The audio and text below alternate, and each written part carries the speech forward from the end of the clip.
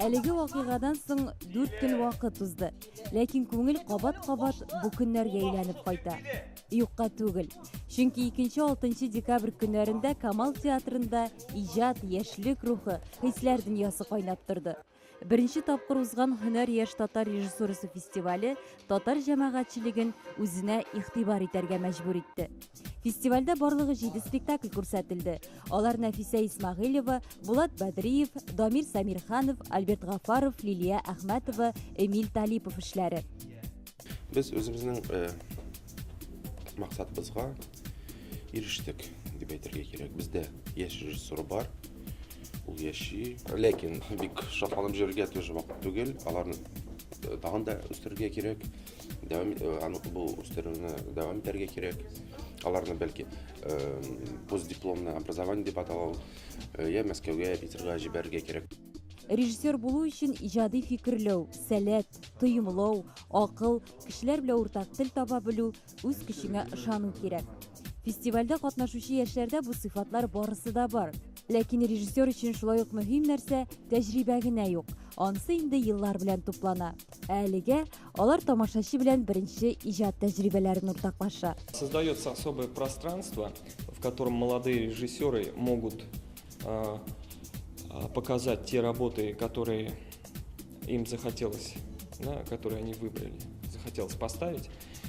Это во-первых. Во-вторых, очень хорошо, что здесь нет соревновательного элемента, да, потому что пока мы только начинаем, и это возможность еще встретиться с молодыми режиссерами других театров. Бу фестивальның әһәмияте зур әлбәттә.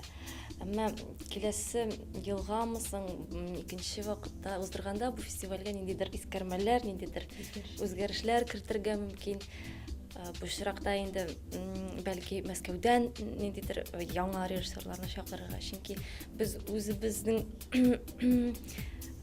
кухня дигәндә кухнядан ара чыкмыйбыз һәм безгә теге үзебезгә дә бик файдалы булыр иде.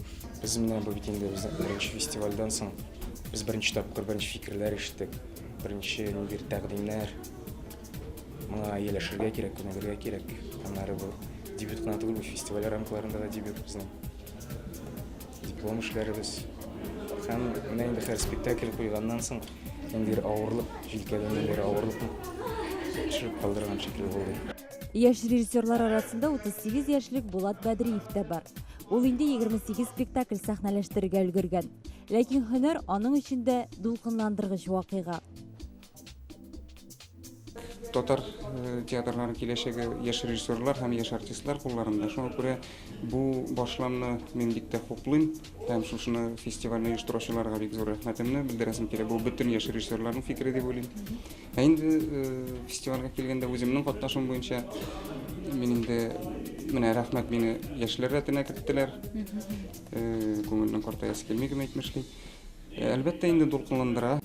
Алар өчен әле барысы да тәүге тапкыр. Тәүге алкышлар, тәүге мактау сүзләре, тәүге тәнкыйть. Соңгысы иң авыры. Моңа күнегергә һәм тәнкыйтьне кабул итә белергә өйрәнү дә кирәк. Моңа мөмкинлек тә булачак. Һөнәр яшь татар режиссерлар фестивале һәр ел сайын уздырылачак дип ышандыра безне җитәкчеләр.